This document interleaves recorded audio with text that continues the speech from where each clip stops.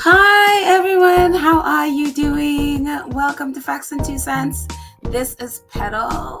I hope you guys are doing great wherever you are in the world. Again, welcome to Facts and Two Cents. As you know, we are a channel that supports the Duke and Duchess of Sussex, Harry, Meghan, Archie, Baby Lily, Mama Doria, Poola, Guy, the chickens, the whole Invictus community. All of us here at Sussex Squad, welcome, welcome, welcome. Happy Friday morning. I'm always wanting to do the podcast in the morning, but it's so funny. I was talking to a friend of mine the other day, and I was like, I am not a morning person. I don't function well in the morning. So it's quite wild that I'm able to do this. I've done it a couple of times at this hour, but morning is just not my thing. And I'm more of a late afternoon, straight into like 3 a.m. kind of person. I was talking to Pamela the other day, and I was like, yeah, I could sit there and write like a 10-page essay or something for college, and at 3 a.m. and I am perfectly wide awake. Try that early in the morning, not a person. But anyways, I am happy to be here at 11 a.m. with my awesome friends. Welcome, welcome. Lots have been going on with not really with our phase. I mean, they're just coming out of the morning period. And so, but a lot of stuff has been going on sort of around them. So, but before we even get to that, let's just say hi to who we have here in the chat. I know our awesome moderator Lydia is here and always reminding us about a fundraiser that's ending today. Thank you so much, Lydia. If you don't know, we have raised, thank you, Lydia, again, for this information. We have raised now over $59,000 for Sentebale. Again, it's ending today. That is the fundraiser that, in honor of Harry and Meghan's birthday. Meghan's was August 4th. Harry was September 15th, but the fundraiser just went through to the end of the month. Again, it's ending today. So awesome. We are very close to 60,000. And again, the goal was 10,000. So needless to say, we are way beyond that. And thank you so much, Lydia. I have done your bidding. Yes, I've reminded everyone that today is the last day. Thank you so much for your donation as well. Lydia is also one of our 2 Cents crew members, but she also donates here. So I appreciate you so much, Lydia. Thank you. And other friends are here. Fancy is here. Hey, Fancy, and Verda, and Connie Mama, and Karen M, our awesome moderator, is here as well, and Rosa. Oh, so Rosa, you got back in. I'm not sure what happened. So I'm glad you're back and are able to be in the chat. I don't know what happened, why you weren't able to. I don't know. Sometimes YouTube is a little odd, and I don't know. Things happen, and I have no idea why it happens. I'm just like as lost as you are, trying to figure it out. Black Queen is here. Hello, Black Queen. Welcome. Robert, hanging out with us from the wine bar, I'm assuming, in Italy. Yes, there you go. He is joining us from Rome in the wine bar, sending you over Martinelli's. Oh, I thank you. Thank you, Robert. I will enjoy my Martinelli spritz. And Kathy, hi Kathy, and Rose. Sandra Rose is here. Sarah Turner, hi Sarah, and Ashton. Aw, thank you. Oh, Cindy says, oh, that lady is so wonderful. Thank you for the post yesterday with the lady singing in the park. How much we bless each other with the simplest things. And yes, that lady is amazing. If you haven't seen the post, I actually just made it into one of my blog posts on my Facts and Two Cents blog. I turned it into a blog post. It's the same content, but sharing it with other folks as well. And she is this wonderful lady. Every time I go in the park, she is there. And sometimes it's just her. Like I would come in the park in the morning and it's literally nobody in the park, and it's just her by the water, singing over the water to the top of her lungs, and just all the emotions. And I mean, it's like she's singing to whomever she's singing to over the water. And it's like the most amazing thing. The first time I saw it, I was like, oh my goodness. And I was trying to do some work and she was singing at the top of her lungs. And I was like, would you please stop singing? And then the more I listen, I realize, like, oh my goodness, she's just a person pouring out her heart, whatever she's going through, whether it's from sadness or troubles or just joy, whatever she is doing is just coming from her soul. And it's just, and the thing about it, and the reason why the first when I heard it, and I, again, it was hours and hours. I was in the park for about, I don't know, 4 hours, and she was singing the whole time. She would take a little bit of a break and then she would go right back to singing. And it's because, she does not have a beautiful voice in any sense of the word at all. It's like she literally cannot carry a tune. And so when I first heard it, was just like, you think, chalk, your nails running on a chalkboard or something like that. And that's how in my ear, before I really took the time to sit and appreciate what she was doing. And so now every time I go back and I see her, and it's just like, wow, whatever it is, the reason, she just comes and sings. And again, sometimes I come to, and there is nobody but her over the water singing. And then sometimes tons of people would come by and everybody would watch her and like, okay, why is she singing? She just sings. And it's just the most amazing thing I've ever seen.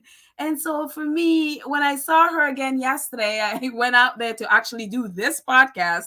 By the time I came home yesterday, I was just so tired. I was like, I don't have the energy. I'm like, let me do this when I have the energy to actually, and not just do a podcast for just doing a podcast sake.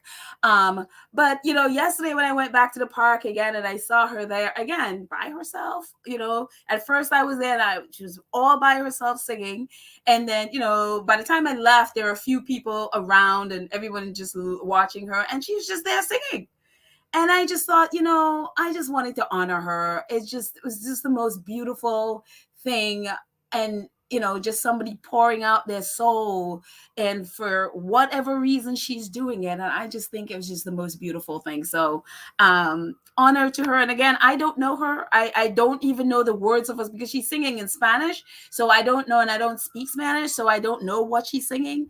But it's just that the fact that she's just pouring out her soul, and I just, I just wanted to honor her. So kudos to her. I'm sure when I go back, if I go back there today, she'll be there. So she's always there. So, but anyways, thank you, Cynthia. So just in case you didn't know what that was, this is, thank you, Cynthia. Let's see. Going down. Who else is here before we go on to our royal news? Carol is here. Hi, Carol and Jacqueline. And B10 Pow is here. And Ladybird. Hey, Ladybird. And Brenda Gray. And Joan. All my friends are here. Louise and Thierry and Ursula and Catherine and Angela and Nalissa. Oh, wait, Nalissa, where did you go? Here's Nalissa. There we go. Melissa's here, and Elaine. Hi, guys. I'm going to get to everyone else later on, I'm sure, during, and we'll click back in and get into comments. But thank you guys all for hanging out. Hope you guys have had I haven't been on here for a couple of days, so I hope you guys have had a good couple of days. And so, but on to our stuff, what has been happening. Today we got this drop. I guess our faves are back to work and back to promoting their work. Meghan Harriman posted this today, and also it was picked. Also, I guess they use Town and Country a lot for when they send stuff out to the press. When our faves send stuff out to the press, they Town and Country is one of the outlets in the UK that they use. So they, and Meghan Harriman posted this today about the One Young World. Excuse me. Sorry about that. Oh my goodness. The One Young World event. that it was all part of Sussex September, that the Queen's death just sort of tabled all of this. But he posted this today. So it's a wonderful atmosphere earlier this month at a roundtable discussion about gender equality hosted by One Young World in Manchester. And also he posted a Meghan hugs civil rights activist and humanitarian advocate Isra Shekhar during a roundtable discussion focused on advancing gender equality and inclusion at One Young World Manchester. And it's so funny because I wasn't sure this was when I saw this picture, the one in the bottom in the middle, I was like, I remember thinking, I'm like, was that Misan? Because it totally looked like Misan. And lo and behold, it was Misan. So because I wasn't 100% sure. So if you don't know, Misan Harriman is the one that took Meghan's pregnancy photos when she was laying out on that grass, and then also took baby Lily's photo, and does work with them a lot actually. And also he's a great friend of theirs, and he worked he did some of the photography for Invictus at The Hague, and and then he does a lot of work. He actually just photographed George Clooney and his wife, and he does a lot of work for British Vogue, etc., etc. If you don't know, Miss Anne Harriman on Twitter, and I think it's Shots by Miss Anne on Instagram, or it might be Miss Anne Harriman as well. I don't remember, but you can see all his amazing work. He's an incredible photographer, and so he tweeted that out. And again, Town and Country, who again they send a lot of their stuff that they want to promote to Town and Country, and so they had this article today. It says, during the One Young World Summit earlier this month, the Sussexes took part in the conversation with young leaders about advancing inclusion. And among the, and they talked about, it was Sinead Burke, who is I love Sinead. She's in the red in the middle there. She facilitated the talk, and, and the leaders that were part of it, the talk. I mean, the article says a whole bunch of different things. The link is in the show notes. It's there right now. When you're done, you can definitely read it through. But part of the article talks about the people who were part of the discussion. And Swara Patel, whose work is focused on combating taboos surrounding menstruation, described the impact of period poverty. Shilpa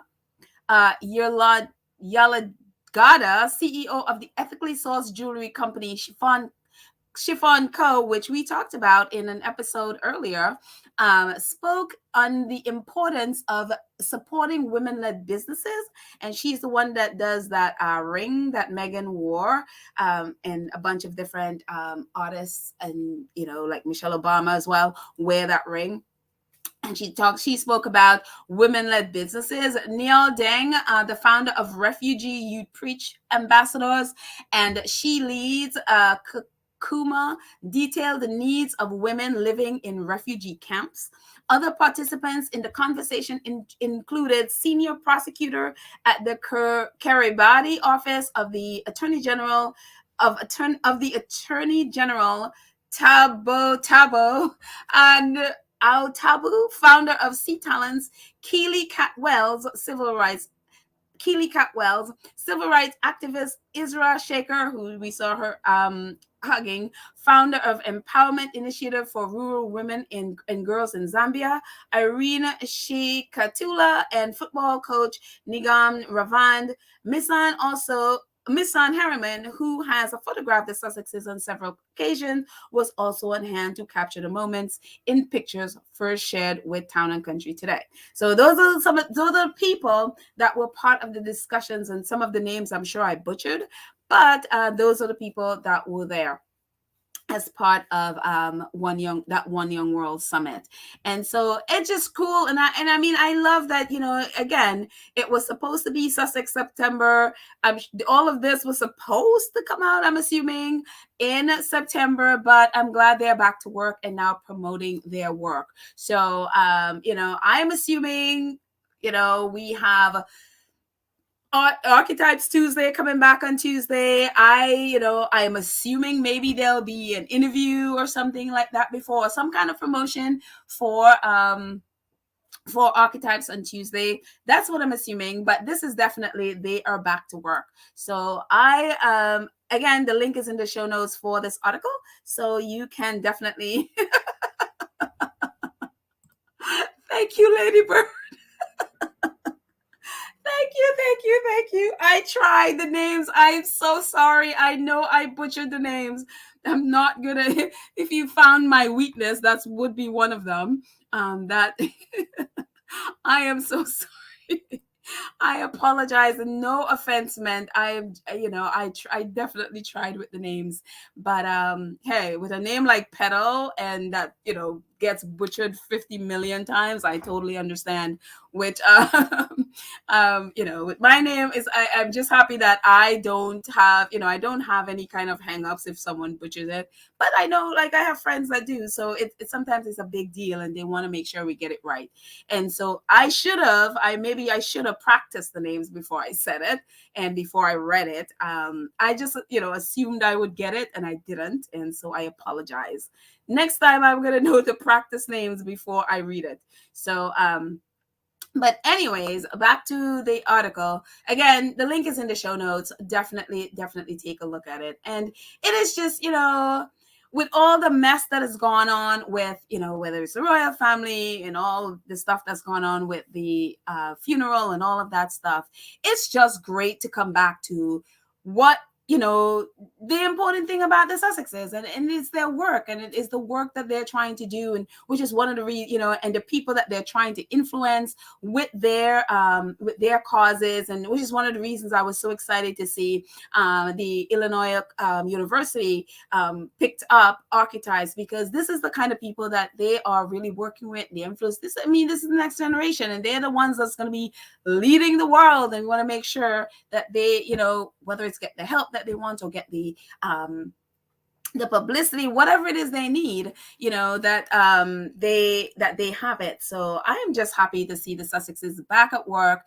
back doing what they love to do, and that what they are great at. So, and also too, I'm happy to for us in the squad have some new stuff to talk about, and which will take our attention away from Shutter Island for a bit. Unfortunately, I'm going to go to Shutter Island for a bit, but it's great to have some good work to to be talking about. So, and also the variety women's the power of women. Did you guys get to see it? Because I was so primed to see this thing. I had posted it on our community page. My computer was there. I was working on something, and my computer was there, the countdown, and then they were doing the red carpet and all of that stuff. And I am not into red carpet stuff. And the last thing I know, they were interviewing, I think it was Ashley. What's it? Ashley Olsen, her name is one of the, I think no, it's not Ashley. What is Mary Beth or something, and Ashley, and Elizabeth, that's the one. Elizabeth Olsen, that's the youngest sister. And if you don't know, this is Full House speak. It was Mary Beth or something, and Ashley, who is I think those were the twins, and then Elizabeth is the younger one, and I think Elizabeth was the one. So they were talking to her and everything, and she was on the red carpet, and I'm doing my thing in red carpet. And the next thing I remember, or the next thing I know, it was the next morning. Somehow I fell asleep in the middle of what I was doing. And then in the middle of my watching, because I'm on my computer working, and I had that on my phone. And so I'm watching and working. And I fell asleep with everything on. And the next thing I know, it was the next morning. And I was like, I missed the whole thing. And so I was so upset. And so I got up, was like, I don't know, 3 or 4 in the morning, and everything's still on. And it was just like, oh my goodness. So needless to say, I've seen a little bit of the clips and Oprah, talking about when, when she was thinking opening her school would be her legacy, and, and all that stuff. And it was just like, and I I'm hoping, and I haven't even yet gone back to Variety's YouTube to see if they have the whole thing. I've only seen clips of different speeches, like Oprah's speech or Ava's speech. And the other day I called her Anna, and I am so sorry. Someone corrected me in the comments. I was like, oh my God, I can't believe I called Ava Anna. Don't, apologies, not, didn't mean that. But so needless to say, I fell asleep. So I'm hoping someone here saw it and maybe you could share your experience or what you got out of it. And I have to go back. I didn't get a chance to do it yesterday, but I have to go back and watch the whole thing. But I just was like, I cannot believe, I guess I was really tired. I literally fell asleep in the middle of the whole red carpet thing. So, and again, I'm not, maybe probably too, because I'm not into red carpet, but I was in the middle of doing work as well. Fell asleep on all of it. So, anyways, this is, some really cool, just some images of the day. And one of the things that, we know that Meghan was supposed to be part of this event, and I'm going to take away myself at the bottom so it doesn't hide.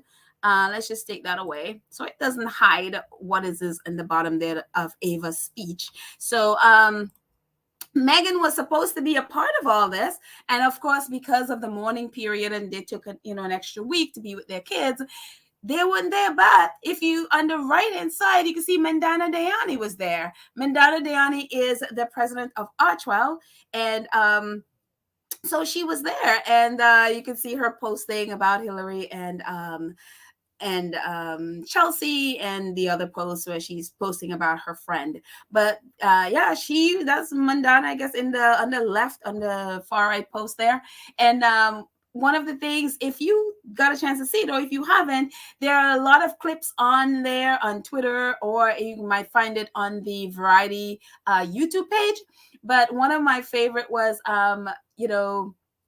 Maya Angelou. Oprah was saying, when she opened her school, she was with Maya Angelou, and she was saying, I think this is going to be my legacy. And Maya Angelou, in her voice, was like, "You'd never know what your legacy is going to be." And Oprah used that deep Maya Angelou's voice. It was very funny how she says it. And she's like, no, this is going to be my legacy. And Maya Angelou's like, "You don't know what your legacy is going to be." And so Oprah was saying, because what Maya was trying to convey to her is that her legacy is never just one thing. It's about every person's life that you touch.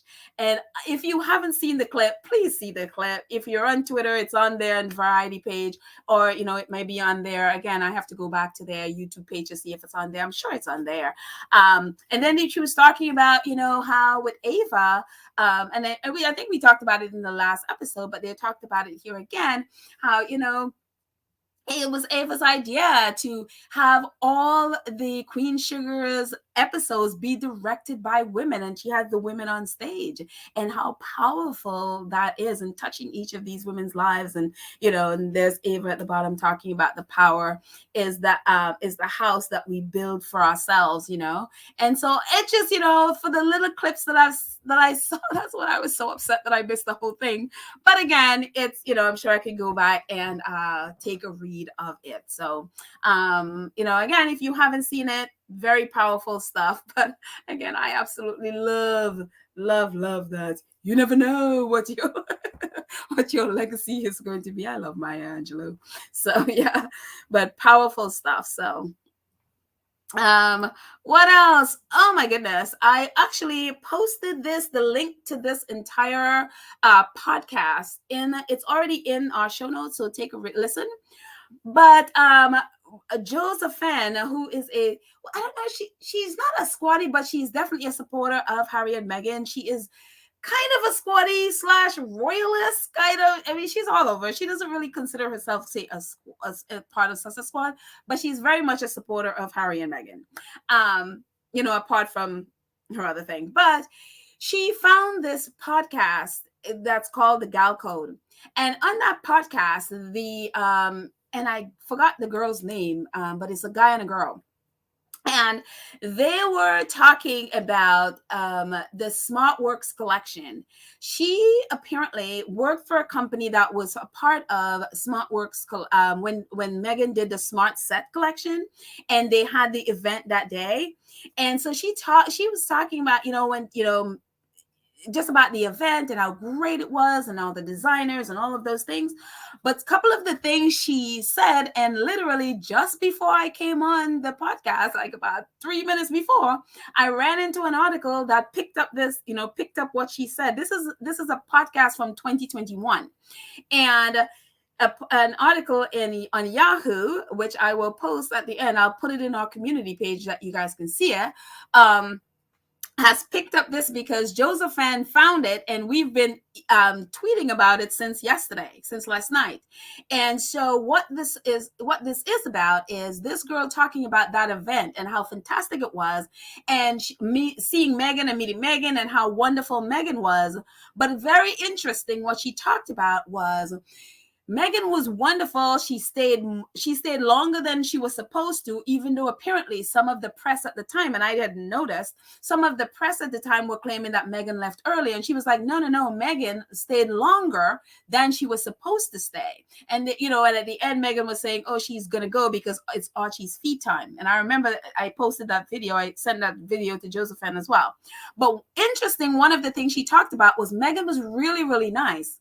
But she said, the Meghan, the royal advisors that was with Meghan, the royal staff that was with Meghan were really not nice. They were the ones that were really snooty. And it was very interesting because the article that I just ran into, she, as you can see, Josephine is writing, said this part under the clip on the right, it's Josephine was referring to this part of the podcast, and she said this part is about Meghan's staff were bad mannered and how the press tried to find dirt on Meghan's project. And so what will happen, not only was the royal staff, she was like, no, they were the ones that had bad attitudes.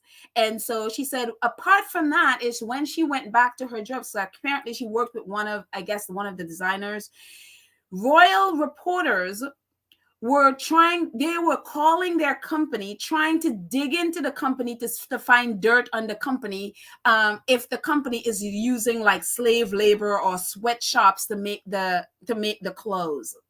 So what? And I remember that event so well because a lot of royal reporters were at that event. And so it's very infuriating to find out that, and which shouldn't surprise us at all, many of them were bombarding this company with questions and digging into it to find dirt so that they can destroy this project for Meghan. I mean, this again, if we know what Smart Works is, again, all these designers came together to give, where we, including myself, I have 3 pieces on a bag. Actually, I still haven't worn that blouse from Mishinanu. I still haven't worn it yet. But the dress and the bag I've definitely worn and used. But, so many of us around the world bought this stuff so that the designers were then giving, when we buy one, they donate one to Smart Works. And so all of this and this giving to women who are trying to get work, and they're going there and to get help. And this clothes is helping them to go out and get work for themselves. What were royal reporters doing? Trying to dig up dirt on the designers in an effort to claim that they're, using sweatshops to make their clothes, so that they would destroy this from Meghan and destroy this for Smart Works. And of course, they found nothing. And that's what the girl on this podcast was talking about. Again, the link is in the show notes. Please, go ahead and listen to it.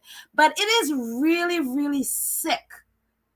And again, this is right after Archie was born. Again, there's a part of the if you go back to the videos from that day where Meghan is talking about having to go home to feed Archie. Archie was a tiny baby. Meghan, out of her, while she was pregnant, working on this project to help these women to find work, to get, to get coaching, interview coaching and all of that stuff. And we've seen the photos of Meghan at Smart Works helping and coaching. And this is dressing women to get work. And this is her event where a lot of the reporters were there invited, and even some of them were writing articles about how great the event is, only to realize some of them were also trying to dig up dirt to try to destroy this event. I'm telling you, Meghan could never have won in that country.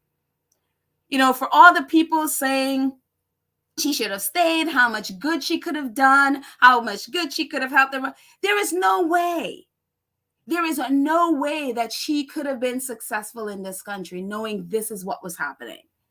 And again, these same, staff who have apparently now talking about Meghan is all of this. And again, I am so happy that Meghan had a life before a royal family and a life after the royal family, and everyone who's come in contact with her and has worked with her have the same exact response when they meet her and when they work with her, And I'm so glad this girl she's like talking. It's like, yeah, Meghan was great. It's the staff that were nasty.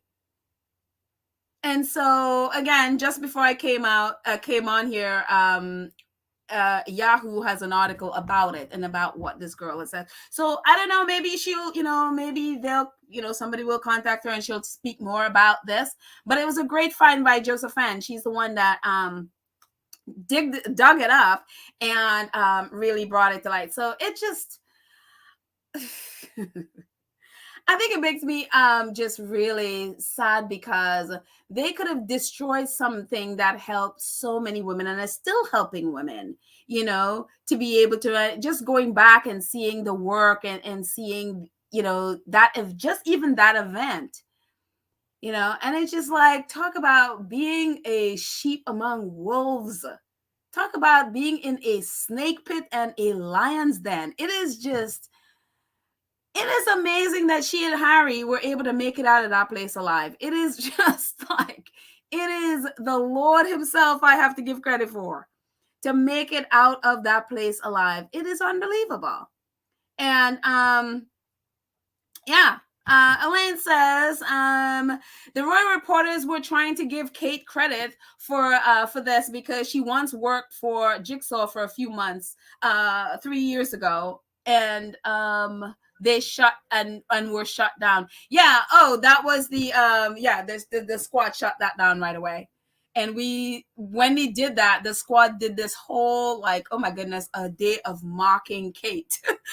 It's like mocking her that she created all these things, and the Sussex squad put that to rest right away. And it's unbelievable. They couldn't give Kate the credit, so they decided, okay, let's destroy this entire. I'm telling you, karma is going to take these people out. I have no. Karma will get them, I have to say. And it's probably, the economy right now, and again, economies go through their stuff. So maybe that's part of karma being like, you people.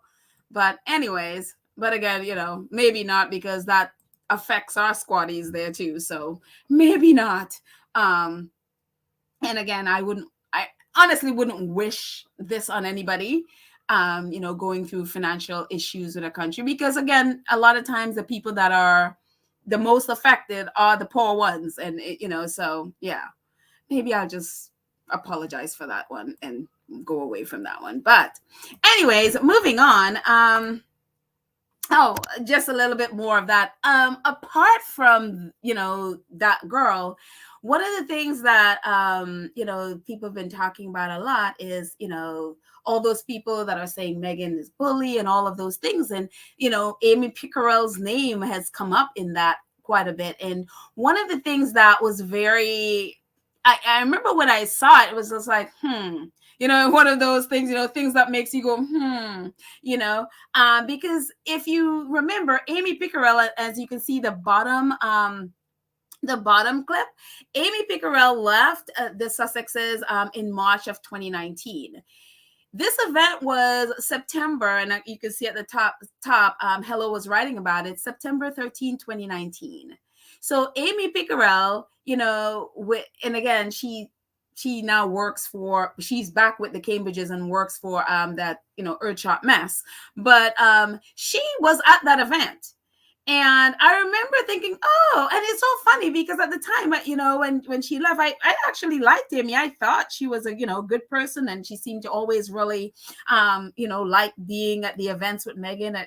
That's what I thought until, again, you start seeing now where it's just like, maybe this girl was a snake, But it's very interesting because, apparently when she left, it was just, Meghan is, that whole time was Meghan is horrible to her staff, and look, Amy Pickerel has left, and it was very interesting, all those months later in September, Amy Pickerel was there and supporting Meghan, and it was just really wild. Like, okay, so why exactly was she there? And then to see her name come up again now in all these claims against Meghan, of these bogus bully claims against Meghan, and to see her name in part of there, it's just like, you people are all, and even Sarah, whatever her last name is, the who worked with Meghan, that's her in the red. And they talked about Meghan's staff being snooty. She was the one that came with Meghan. I don't know if other staff was there at that event with Meghan, but here's Sarah in the orange. That's her right by the behind Meghan in that orange. That's her. And I'm like, was she the one being, snooty to the people there? I don't know. Again, she's the only one other than Amy, who was the former staff, that I saw. And so it's interesting, her name has also come up in these new claims, not new, but rehashed, and everybody's trying to make money off of these things, and her name has come up as well. And it's just like, these people are all snakes. They're all snakes. I mean, Meghan was literally living in a snake pit. And so it's just very thank you, Lord, that they're out of there. That's all I can say. But anyways, moving on from that, Prince Harry, this came up in Polo, it's a Sentebale Polo featured in this month's Polo. It's like a Polo magazine, I guess. And so they're talking about, we know, sort of like a major switch there. Like a big right turn. Maybe I should have put actually, you know what, when I do these right turn things, maybe I should do a little bit of change music. So let's do a little bit of change music before we turn to Prince Harry. Just a little bit of a change. There we go.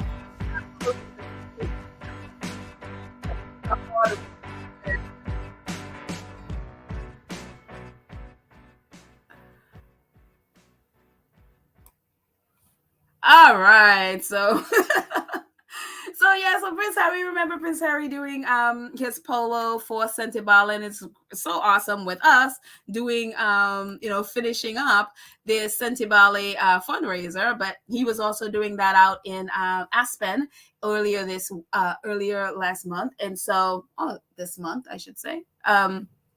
But anyways, he was out there, and so they got a bit of a write-up in this magazine, and it's actually so cool. Here he is. No, Church Nelly is in the comments there. Jonesing Church Nelly. I think I did this, even though I think I did this just for you, even though I wasn't thinking. Somehow I knew that you're. Of course. Of course, Church Nelly. But anyways, so yes, that's Nacho and Prince Harry and that gentleman from Honda. So so the little bit of a write-up, this is what, just so you to read a little bit about what it says. It says on August, actually this was in August. We're at the end of September. Time has flown by. On August 25th at Aspen Valley Polo Club in Carmel, Colorado, U.S. Polo Association provided custom performance jerseys for all teams and umpires, and also distributed co-brand caps. I guess I could have not read that part, but it's going further. It says the annual Polo Cup, held on Aspen for the second year in a row, raised vital funds for Sentebale, an organization that was co-founded in 2006 by Prince Harry and Princess Harry and Cecil, to underwrite Sentebale's vital work with children and young people in Southern Africa whose lives have been affected by extreme poverty, inequality, HIV and AIDS, and recently COVID-19. This year's event included Sentebale's co-founding patron, Prince Harry, the Duke of Sussex, who showed great athleticism and leadership while playing on Sentebale's team. As official apparel partner and team sponsors of the 2022 Sentebale ISBS Honda, U.S. Polo Association aims to expand global philanthropic endeavors for our brand and sport as we shine a light on meaningful efforts behind Sentebale's vision, said J. Michael Pine, president and CEO of USPA Global Licensing, who manages the multi-billion-dollar U.S. Polo Association. And on and on and on it went. And so it is a wonderful, again, people always talk about, Harry is a really good polo player. And again, I think he scored about 3 or 4 of the goals. And of course, their team won. And his horse, I think one horse of the tournament. And so again, all of the funds, as we know, went to Sentebale. And it's just so great that they have all these great partnerships in the US really supporting Sentebale and supporting the work. And I just think it's fantastic. And again, with everything, we've seen everything Harry and Meghan do is just, there is a section of the press that looks to destroy. And so, which for me is, I'm so happy that they're here where there are actual journalists looking to write the news and focus on the news instead of trying to destroy work in, so that it doesn't overshadow the non-work of the royal family. So again, I am really happy that they are here and to see just people just reporting the facts and reporting the news. And so I really, really love that. So I'm glad I was able to provide something for Church Nelly, quenching that thirst there a little bit, and a little bit of polo. And so anyways, away from that for a second, one of the things that came out yesterday, I'm sure, I was kind of out yesterday. I didn't really listen to Baron or the Duchess of Success. They may or may not have gone through this. I'm sure they probably have. But for those of you who did not know and have not heard, Queen Betty II, her death register, death certificate was released in Scotland. And one of the things that, is that if she died in England, we would never see this because she is immune to all of this stuff. None of this stuff would have been made public. But because no such immunity exists in terms of this in Scotland, they released the information. And one of the things that was released is that her cause of death was old age. And there is this quibble about, them saying old age as opposed to natural causes because, she's 96 years old. Natural cause, she died because whatever.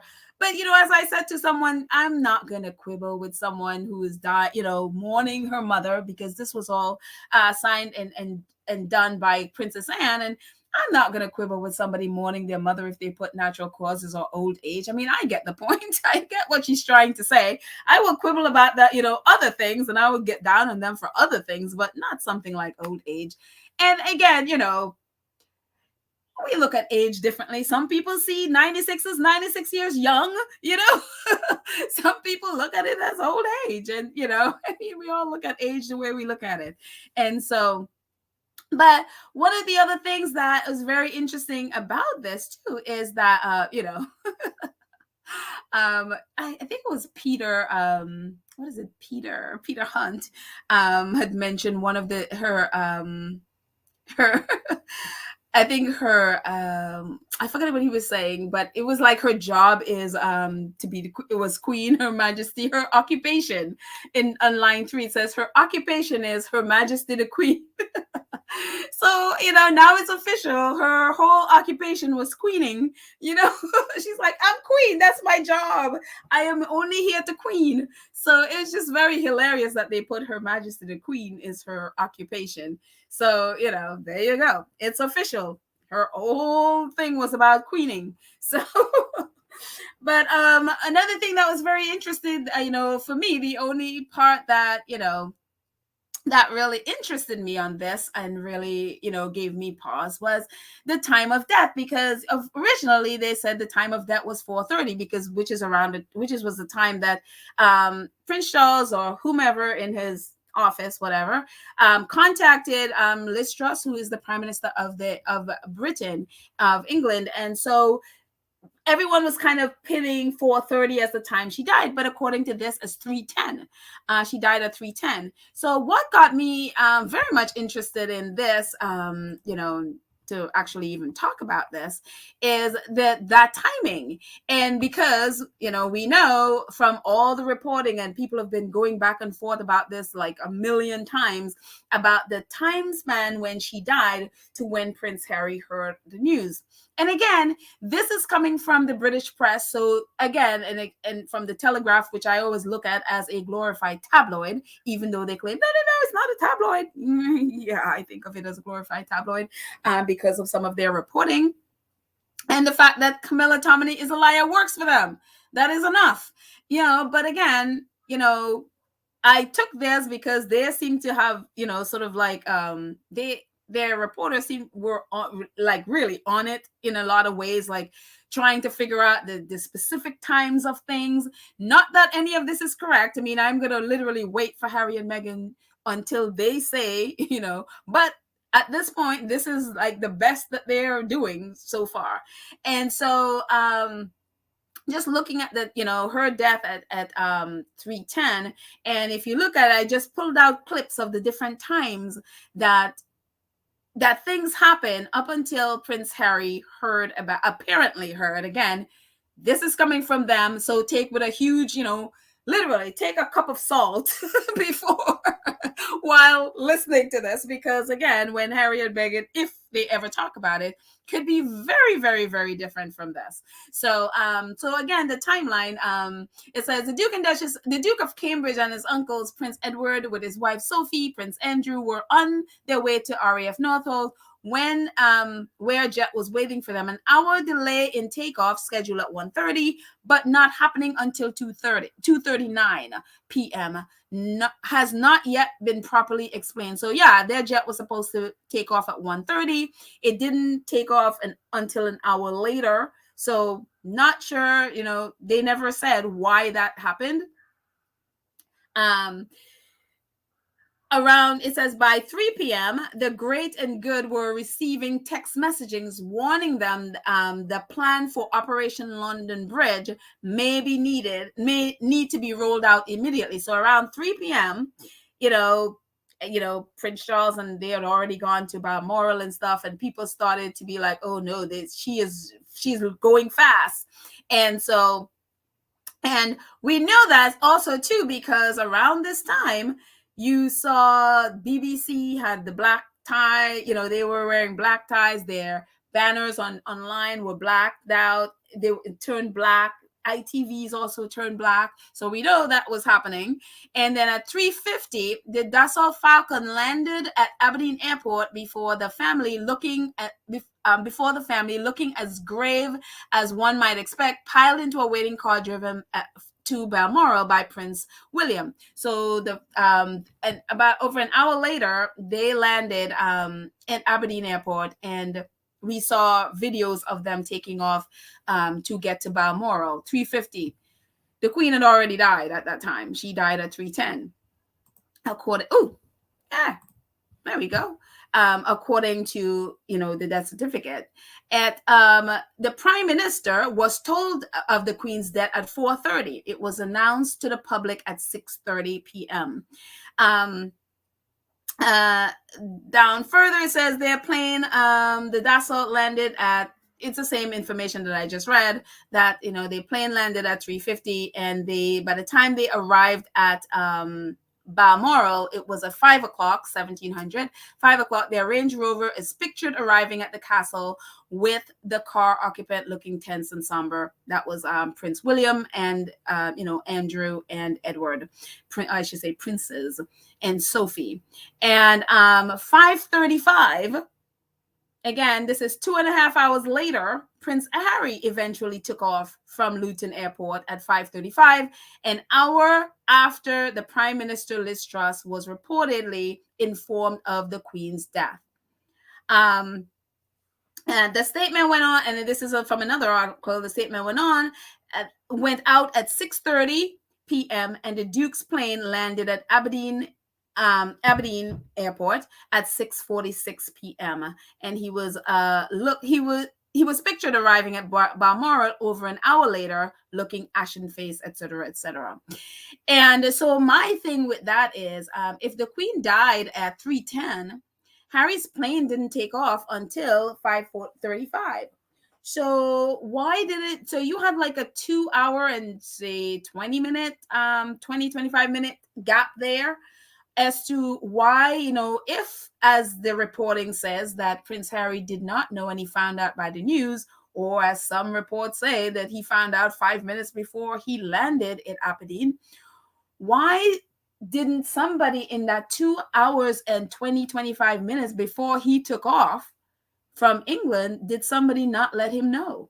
So that is what people are trying to figure out now. There was like because the initial was that, he was in the air, so Prince Charles couldn't get a hold of him. Well, there is a 2 hour and 25 minute gap here before he was actually even in the air. She died at 3:10 and his flight didn't leave until 5:35. So why didn't somebody get in touch with him until then, at that time? And so it's just very, again, grain of salt or cup of salt or whatever you want. If this is what happened, it made me so sad. It made me so sad to think of how evil this whole thing is. How utterly, utterly evil. I just don't understand it. And then, reading a little bit further from the Telegraph, again, cup of salt, Prince Harry joined the rest of his family just before 2000, 8 p.m., having flown to Scotland separately and without his wife, the Duchess of Sussex. The Duke touched down at 18:35, 5 minutes after Buckingham Palace announced announcement of the Queen's death. He arrived at her Scottish estate 90 minutes later.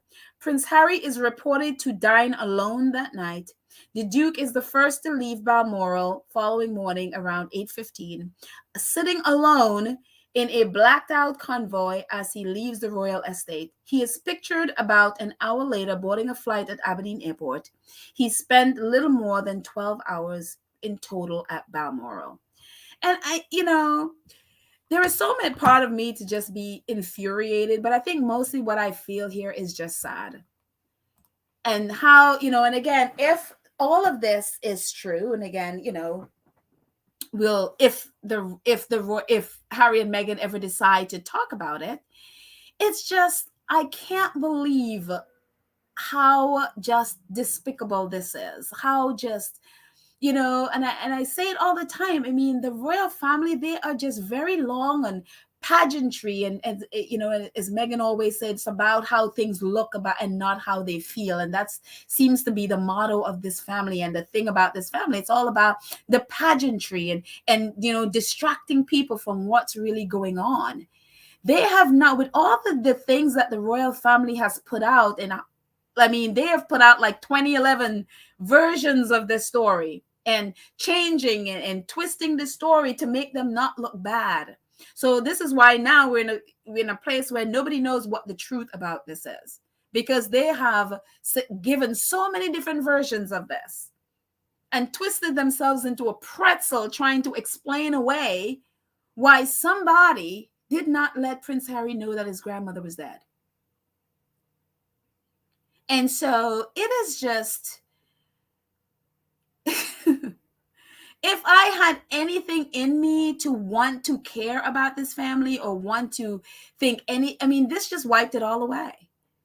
I don't understand how you could be this evil, how you could be this petty and this despicable and this, thank you, Hildy said it, heartless. They are very, very, very long and all those pageantry and all of that stuff, but very short on humanity, just very short on having any kind of human compassion or any kind of anything to make you want to think that these people are human beings. I mean, this is just sick. It is just, yes, thank you, Black Queen. It's this devoid of a soul. Exactly. Thank you. So I don't understand. And again, I talk about the culture that is in the UK. I mean, this is the kind of thing that I'm talking about. These people. And to think all of this, if all of this that they said, just this little portion about what they did to Harry, just in terms of letting him know his grandmother is dead, to all of the things they did afterwards, it is just, you put them all together, it boggles the mind why people would embrace these people. And you have to be a certain kind of person to embrace people who are like this. It just, I am like flabbergasted. Like, I literally didn't know people like this existed. As much as I thought like people could do evil things, I could never in my wildest imagination think people could do what they did over the last 3 weeks. I mean, forgetting all the, if you forget all the last 4 years or 5 years of what they did to Meghan, if just in that little space of time, it boggles the mind. So I just like, ooh, you people this is just, whoo. I'm very much, not lost for words a lot of times, but I trying to come up to describe all the things I feel about this it's impossible. So it's just, sometimes you have to leave people alone and just, it's like, y'all just stay over there and move on. Because again, these are the people that they lift up. They're supposed to be the examples of what you're supposed to be. They're supposed to be this, that this is what you're supposed to want your family to be like, or want your children's characters to be like. Why would anybody want their kids or themselves to be like this? I don't understand. Why would anybody want to be like these people? Or why these people should be lifted up as the beacon of some kind of, thing that people aspire to be. Like, seriously?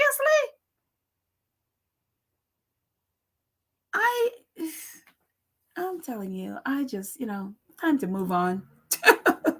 And this was just the question I had. I was just like, yeah, this is what I posted when I saw it, because it's kind of like, what happened to that 2 hours and 20 minutes? So this is basically the same point. I forgot I meant to take this out and I forgot. But anyways, moving on to more British royal mess. Apparently there's a documentary coming out about Prince Andrew, and by Peacock Original. I mean, is Peacock part of NBC? I know NBC is basically, that was what they call the Peacock channel. So I'm assuming this is like a new channel on television or something. I don't know. Yesterday was the first time I saw it. So it's like, okay, well, there you go. There's a channel, I guess, called Peacock Original. And, well, this is a Peacock Original documentary about Prince Andrew. And it says a 90-minute documentary titled Prince Andrew Banished will explore the sexual assault allegations against the royal and his friendship with Jeffrey Epstein and Ghislaine Maxwell. And the documentary will launch October 5th on Peacock.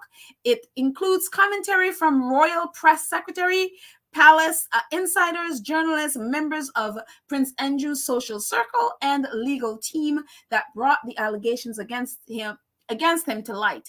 Tina Brown, magazine editor and author of the Palace Papers, also appear. And I would have watched this or tried to see it if I didn't see royal reporters and say Tina Brown, especially, that were going to be a part of it. There is, if you look at this, I actually put the link in the show notes so you can actually read the article. There is a clip of the documentary, a clip of the documentary there so you can see about it. But at the moment I saw Royal Report, I was like, nah, I'm gonna pass. I don't trust or believe anything Royal Reporters say, and it's definitely not gonna believe anything Tina Brown says. I just, yeah, if it was just, if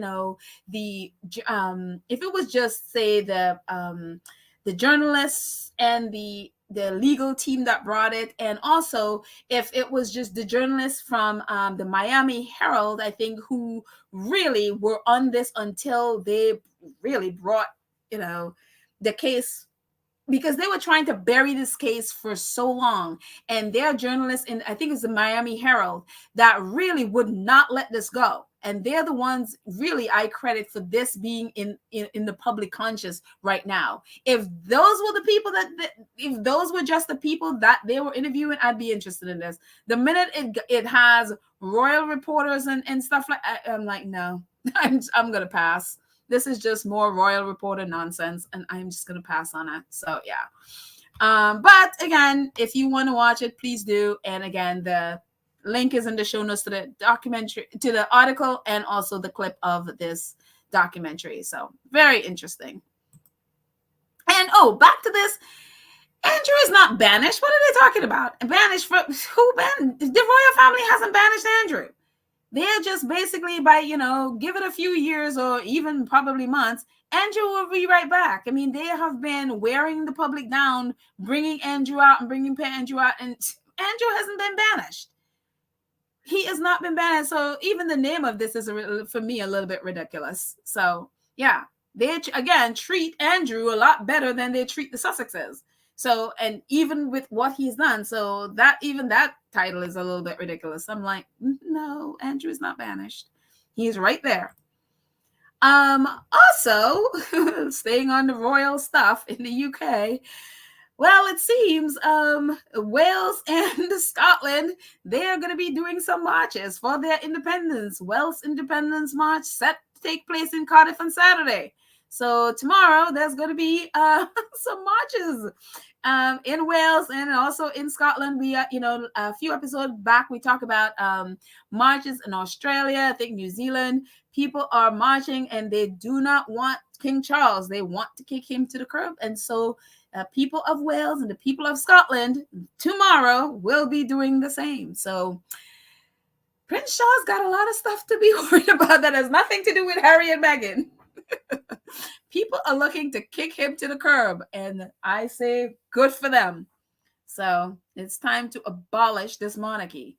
So anyways, talking about monarchies, you guys, I'm sure, probably heard about this with with Denmark, Queen Marguerite trying, it's so funny. I look at the timing of this and I'm like, there is something, because again, these are relatives of the Queen. These are Prince Charles, and these are their relatives. And Queen Marguerite has just stripped 4 of her grandchildren from their title, their prince and princess title. And her second son, is not happy about it. I would assume he would not be. And she is claiming that, no, I'm doing it so that the kids could shape their own existence and they don't have to be tied to the monarchy and all of those things. And her son is like, Prince Joachim reacts. He's like, my children have been harmed. And, he said, extra blooded, I guess it's called in France. French squaddies could let me know if I just said that right. I probably butchered it. His response to it, this paper caught him outside the French embassy, the Danish embassy in France, and his response to the reporter was like, no, we're all sad. It's never fun to see your children be mistreated like this. They themselves find themselves in a situation they don't understand. He went on to say, I was given 5 days notice, says a prince to Extra Bladet. I heard that the reporter was saying, I heard that you were told back in May. And he's like, that is not correct, because what the Queen and her courtiers were trying to sell is like, no. Prince Joachim knew about this back in May. So this is, it's not a new thing. And so he's like, no, that's not the truth. He's not happy, and he's not going to cover for them. And he is like, no, in May, they said that, when the kids turned 25, um, that would happen. But 5 days ago, they basically just told them, oh no, by the 1st of January next year, your kids are going to be stripped of their titles. And so the paper caught up with the queen, and she was trying to blubber her way out of it. And she's like, well, at the bottom you can see her quotes down there. We'll see, because they were like, your children, the kids have been harmed. That's what the father said. They've been harmed, and part of it, he said that they've been mistreated. And she's like, well, we'll have to see how can, and she's trying to get her way out of it. She's like, but I haven't seen it myself, she says, after saying several times. After this, she hurried towards the museum. So she's trying to, they're like, look, you harmed your grandchildren, and she's trying to her way out of responding to it, because I guess she expected Prince Joachim to go along with the line, and he's like, no, this is abusing my kids. And according to, this is the queen's, basically the top part, she's saying why she did that. And she's saying, with her decision, Her Majesty the Queen wants to create a framework. This is the press narrative. She want to create a framework for her 4 grandchildren to a much greater degree to be able to shape their own existence without being limited by the special considerations and obligations that a formal affiliation with the royal house as an institution implies. And this is Fortune reporting about it. And the problem is with that is, on the right, you see a picture with her oldest son, Prince Frederick. All of his kids retain their titles and all of that stuff. The only thing with this, or even though they all have retained, they keep their prince and princess titles, only the oldest son gets to get like money and land and all of that stuff. The youngest kids, nothing. And this is one of the big problems in monarchy. They have these things with the heir getting everything, and basically the other ones under them basically begging for their keep. That's always the thing. Even with the British royals, it's the same mentality. But further, Fortune reporting about it says, not everyone is happy about it. The mother of Prince Joachim's 2 oldest sons told Danish paper, the Daily BT, that she was shocked by the decision. This came out of the blue. The children feel excluded, she said. They can't understand why their identity is being taken from them. My children are sad. My kids don't know which leg to stand on, Prince Joachim told BT. Why should their identity be removed? Why must they be punished in this way? So you could tell Denmark's royal family are going through some stuff. I guess they didn't expect this really strong response from, Prince Joachim for his kids. And the big problem with this is, if you look, especially the 2 older kids, these are 2 biracial kids. And so it is, and I'm telling you, I think, again, I look at this in timing when this is happening, because you look at this and you look at what Prince Charles is trying to do with Harry and Meghan's kids. Again, second son trying to take their prince and prince title, which is exactly what Prince Charles is trying to do, trying to remove titles from 2 biracial kids. Maybe Princess Marguerite probably thought, let me give my cousin some help, with removing titles from my 2 biracial kids, because that's the 2 older ones. That's their mom in the middle there. She's biracial. The kids are biracial. She's Asian. And again, it's just like, it's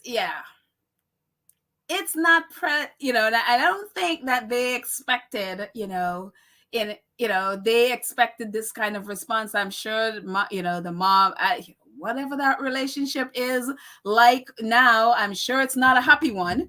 And I just like, this is exactly what Prince Charles, a lot of people, and even myself was saying maybe that, maybe they didn't have the, when the Georgia 6 convention kicked in when the Queen died, maybe it's not an automatic, but it absolutely is an automatic. So Prince Charles isn't going to be giving Archie or Lily their prince and princess titles. They already have it. This is something that they have. What he's trying to do is take that away from them. And this is exactly what Queen Marguerite has done to her 4 grandchildren. She's taking it away from them. And, I don't know what, if Harry, if he ends up doing that, what that relationship would be after that. But if there's any, if this is any example, Queen Marguerite is not in a good place, and her, this is very obvious. You took away from the 4 of them, but people are like saying, well, it's not racist because, the other 2 are not biracial, whatever, but racism isn't a straight line here. There's not a straight line in this, so the other 2 probably suffered because she's probably trying to take it away from the other 2, but it is a mess. It is an absolute mess. And that's why, for me, I think all of these how these monarchies need to be abolished. Too many people get hurt. Too many people get destroyed because of this very thing. Whether it's taking titles and, people feeling like their whole identity, because your whole identity, when it's wrapped up in all of this stuff, you feel like, like they were saying, the kids feel like they don't have a leg to stand on all of a sudden. And it's like you take away their whole identity, what they were born into, what they've grown up with, you took it all away. And so how are these kids now supposed to feel towards the other brother's kids who have their prince titles and princess titles? You basically just did is created havoc in your whole family, and it's like, it's the exact thing that's happening with the British royal family. It's like like, that's why you need to abolish this stuff. It is of no benefit for whether the people are inside of it or the people are outside of it. So for me, get rid of it, abolish it. That is my thing with royalty. Let me jump into the chat. I know you guys will probably have a lot of talk about this, so let me jump into the chat and see what y'all are saying. I'm gonna scroll way up and see what you say. Let's start with C-Mac says, I'm glad she's catching hell. I don't know who you're talking about, C-Mac. Charles, warns Charles how this is going to go down when he tries to disinherit Archie and Lily. Oh, okay. You're talking about Queen Marguerite. Yeah, she is catching fire for this. And so, yeah, it gives him a good idea that people aren't buying. Again, with this sort of thing, it's like kids are born into it. This is your heritage. This is your stuff. You take it away, and this is the mess that it creates. Again, it creates havoc with her relationship with her son. How are these kids going to feel towards her?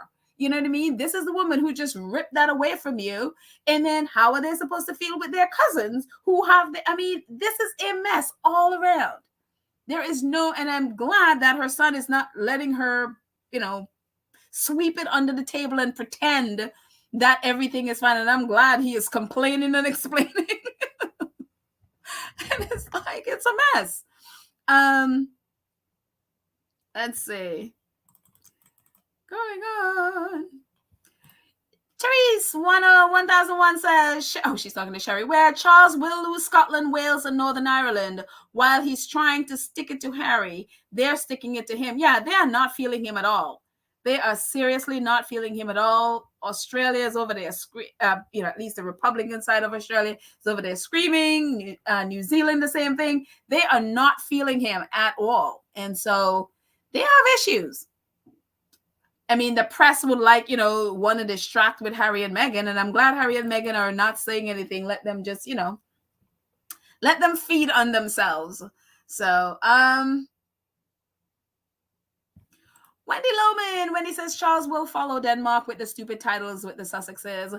I mean, when I look at the timing, I'm like, I think these two monarchs are trying to help each other out, is what there is.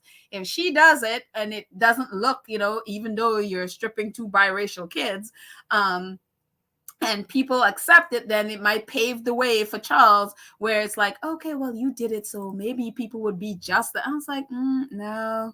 Yeah.